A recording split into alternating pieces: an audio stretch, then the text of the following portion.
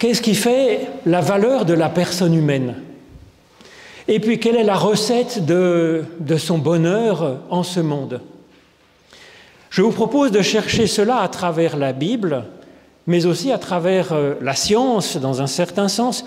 Alors, j'espère que Dieu va nous inspirer pour que cela nous éclaire sur notre chemin de vie sur cette terre.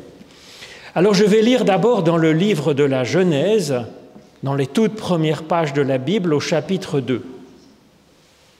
L'Éternel Dieu forma l'humain de la poussière du sol.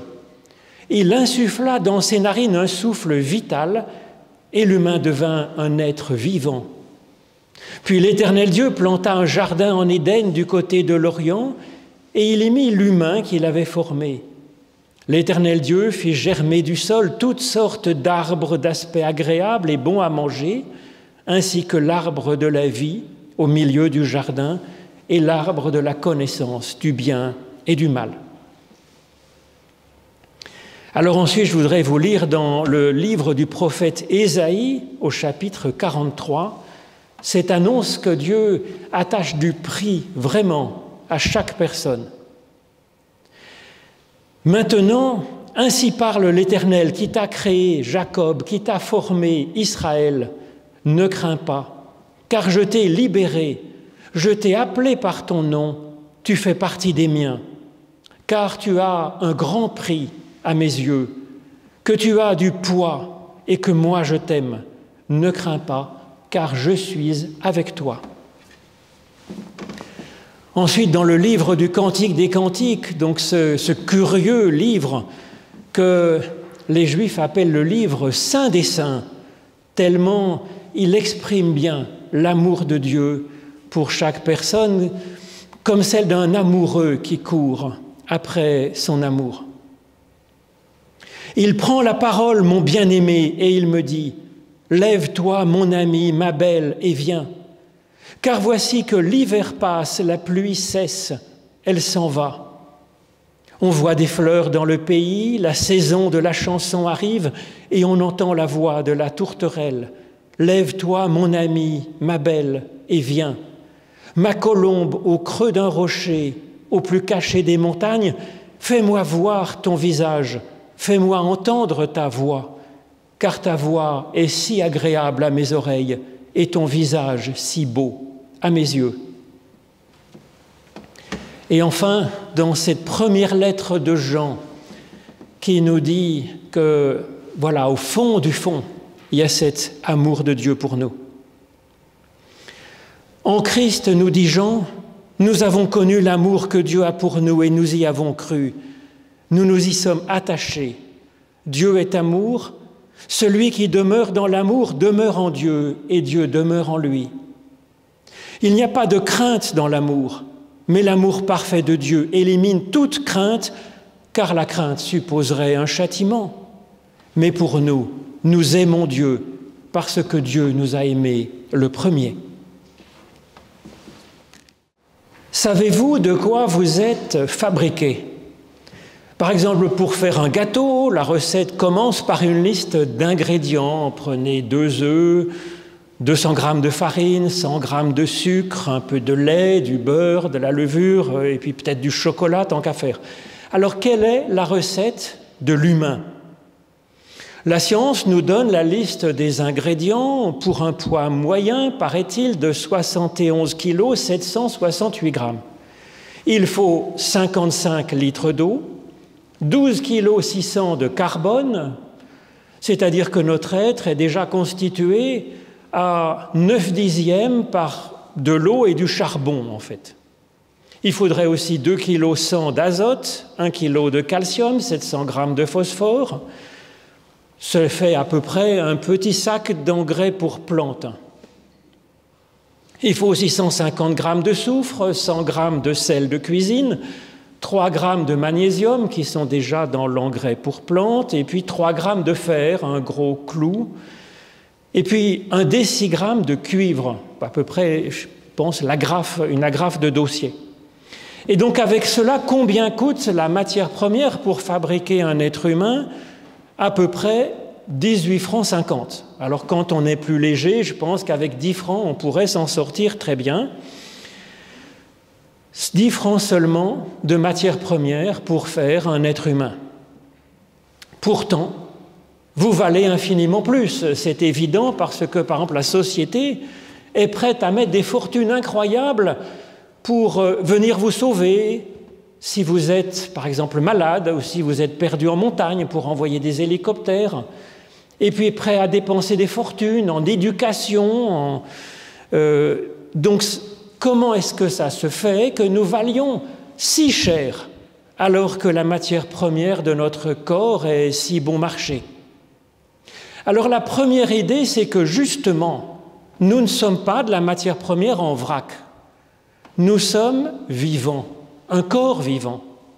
Et c'est absolument incroyable qu'avec des ingrédients aussi basiques, de la matière aussi simple, inerte, comme de l'eau, du charbon, du cuivre, du phosphore, eh bien nous puissions constituer un être vivant. Et ça, c'est une question d'organisation de cette matière, et c'est absolument prodigieux. D'autant plus prodigieux quand ce corps vivant est capable de penser, capable de faire de la musique, capable d'aller sur la Lune, et puis, miracle des miracles, capable de rêver et même capable d'aimer. Tout cela à partir d'atomes, tout ce qu'il y a de plus simple, de plus courant, de plus ordinaire. Le fait que cette matière soit si bien organisée, eh bien, cela donne effectivement un grand, grand prix à notre être vivant. Alors la deuxième idée, c'est que chacun de nous est unique. En effet, une pièce unique, c'est toujours plus précieux qu'une production en série. Or, chacun de nous est unique, nous le savons bien. Il existe un seul exemplaire de nous au monde, et il n'en aura plus jamais un être comme nous qui existera sur la terre jusqu'à la fin des temps. Et donc nous sommes un être unique, et c'est ce que nous dit Ésaïe. Dieu nous connaît en particulier comme une personne unique, et il nous appelle par notre nom, et nous sommes donc une pièce, un chef-d'œuvre, une pièce en un seul exemplaire. Et c'est, je pense, un élément de réponse pour expliquer cette valeur immense de la personne humaine, de notre propre personne.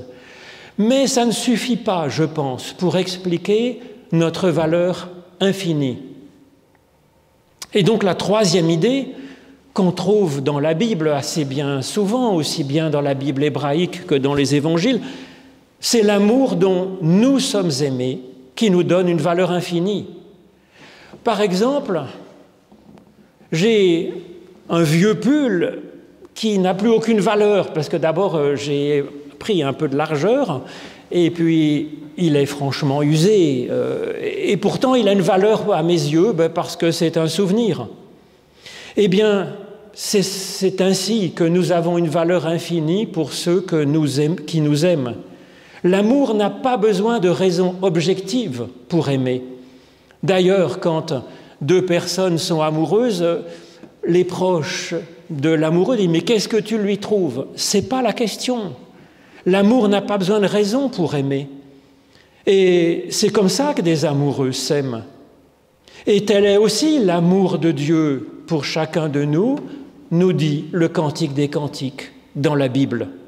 Quand on aime une personne, quand on aime son ami, quand on aime son enfant, quand on aime sa grand-mère, quand on aime son conjoint, même si cette personne était par exemple malade, qu'elle devait être alitée, donc elle n'est pas capable de faire grand-chose, on ne l'aime pas moins pour autant, bien sûr, on ira même peut-être la visiter encore plus. Eh bien, c'est que notre valeur, elle n'est pas dans notre valeur objective. Notre valeur infinie, elle est là, au-delà de nos performances, dans le fait qu'une personne nous aime. Mais alors que dire pour une personne qui n'a plus d'amis, qui n'a pas de famille, qui n'a pas de proches, une personne qui n'a personne au monde pour l'aimer et même pour la connaître, et même que plus personne ne regarde. N'aurait-elle donc aucune valeur, cette personne? Il existe malheureusement des personnes qui sont par exemple dans la rue et qui, quand cette personne meurt, ce qui vient assez vite quand on est dans la rue, donne juste un avis de décès, un homme d'une trentaine d'années dont on ne sait même plus le prénom.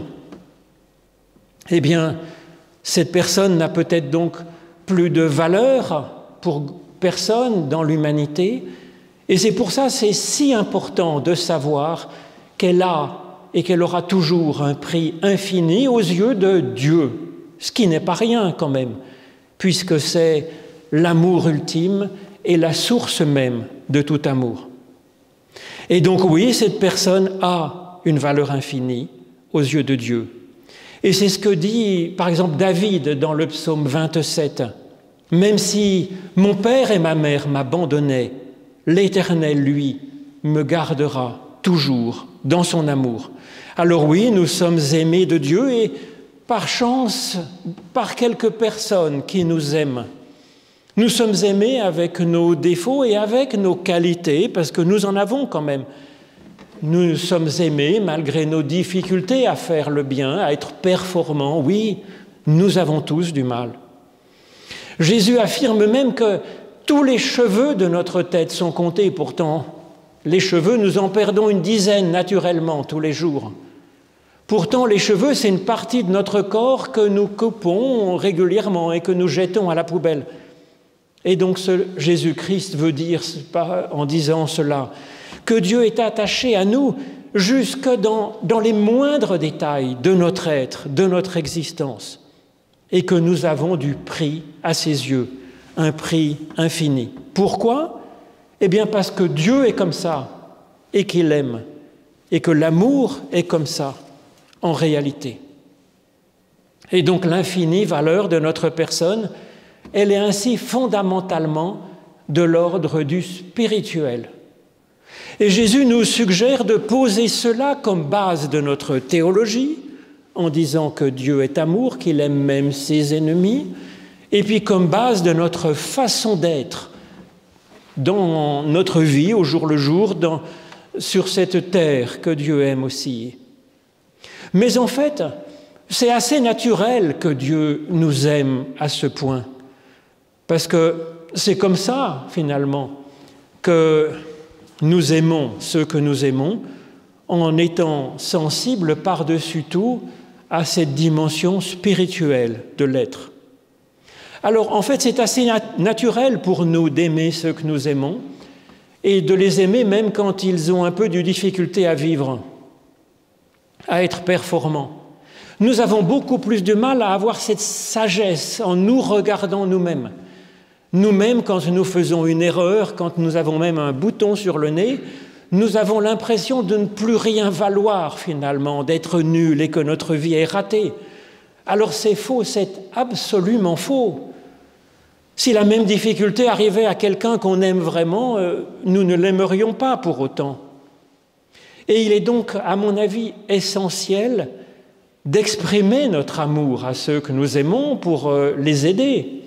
Et puis c'est essentiel pour nous de prendre conscience de l'amour dont nous sommes aimés et qui nous permet d'arriver à comprendre notre valeur infinie, chose que nous avons du mal à saisir.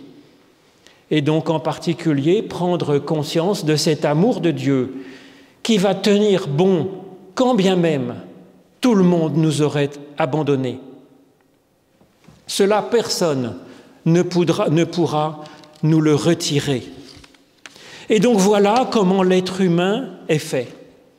Et nous évoluons un peu chaque jour. Cela fait partie de notre qualité d'être et de vie. Et cela nous donne des pistes d'action pour la vie courante, car oui, cela se travaille d'être humain. Alors en étant d'abord reconnaissant pour le corps que nous avons, notre corps vivant, dans la louange au Créateur de la vie, parce que nous avons à soigner ce corps. Même s'il y a simplement 3 grammes de fer dans notre composition, si nous manquons de fer, eh bien, nous allons être faibles, nous fatiguerons trop vite. Il n'y a que 3 grammes de magnésium, mais si nous manquons de magnésium, nous allons déprimer et voir toute la vie en noir. C'est quand même curieux. Donc il faut soigner ce corps. Et puis il faut se connaître soi-même et reconnaître, apprécier notre unicité, avoir un peu de fierté d'être nous, avec cette personnalité que nous avons unique.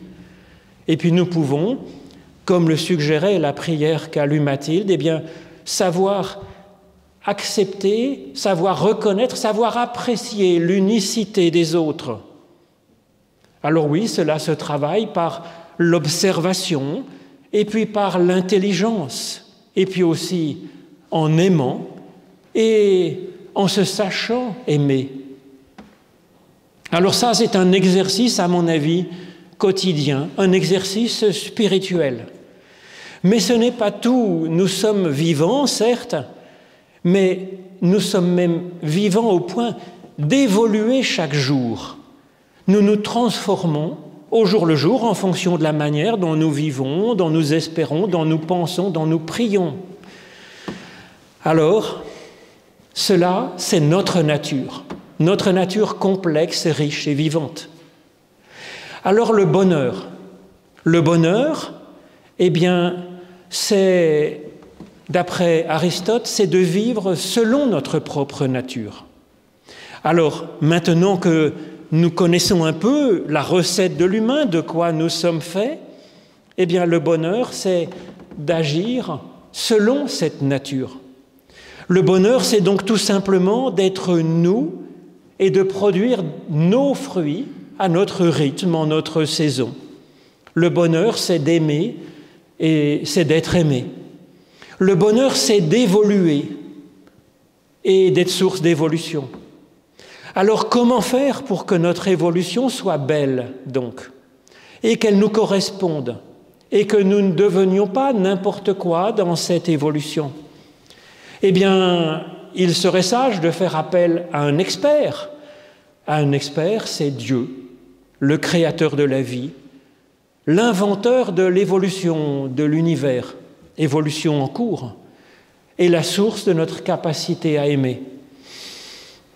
La Bible nous suggère de travailler main dans la main en équipe avec ce Dieu, créateur de l'univers, afin de créer ensemble l'être humain que nous serons demain et qui est un peu différent de l'être humain que nous sommes aujourd'hui.